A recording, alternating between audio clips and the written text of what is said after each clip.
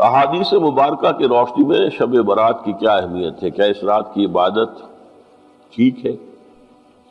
شب برات کا روزہ رکھا جاتا ہے، اس کی صحیح حیثیت کیا ہے؟ شب کا روزہ تو کبھی ہوتا ہی نہیں، یہ آپ نے شب برات کا روزہ کیسے لکھ دیا؟ شب رات کو کہتے ہیں نا۔ شب برات جو ہے اس کو کہا گیا ہے اس لیے کہ ان کا خیال ہے کہ اس رات میں اللہ تعالیٰ بہت سے لوگوں کو بخشتا ہے۔ برات، اللہ تعالیٰ جہنم سے ان کو رستگاری عطا فرماتا ہے۔ اس کے ضمن میں جو صحیح احادیث ہے صرف ایک ہے، اور وہ یہ ہے کہ حضرت عائشہ صدیقہ رضی اللہ تعالیٰ عنہ بیان کرتی ہے کہ ایک روز حضور کی میرے ہاں شب باشی کی باری تھی، لیکن میری رات کو آنکھ کھلی تو حضور نہیں تھے موجود، تو مجھے تشویش ہوئی کہ آپ کہاں گئے؟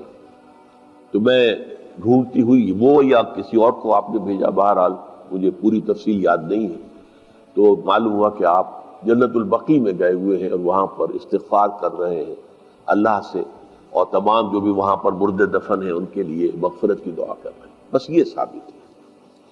باقی اب اس میں جو ہے ہندوؤں سے ہم نے مانگ لی دیوالی، تو دیوالی جو ہے وہ روشنی کی جا رہی ہے اور بتیاں جلائی جا رہی ہیں، تو مختلف لوگوں سے ہم نے بورو کی ہیں چیزیں، جیسے عید میلاد النبی ہے وہ ہم نے کرسچن سے بورو کر لی، یا شیعوں کے تعزیوں کا توڑ کرنے کے لیے ہم نے بات بنا لی۔ اب اس میں جو ہے روشنیاں کی جا رہی ہیں، یہ دیوالی کا گویا کہ ہم نے توڑ فراہم کیا ہے یا اس کی نقل ہم کر رہے ہیں۔ یہ چیزیں نہیں، البتہ نماز رات کی عبادت تو ہر رات میں بہت اعلیٰ ہے۔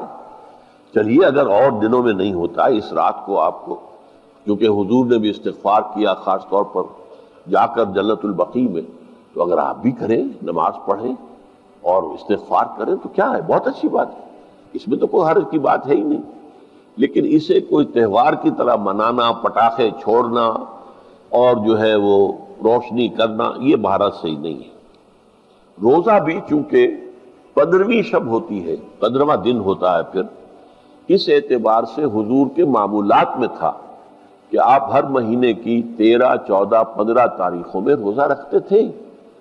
تو اگر آپ یہ نیت کر کے روزہ رکھ لیتے ہو، کیا کہنے ہیں، نور علی نور ہے۔ اور روزہ کسی وقت بھی نفلی روزہ رکھا جائے، اللہ تعالیٰ قبول فرمائے گا۔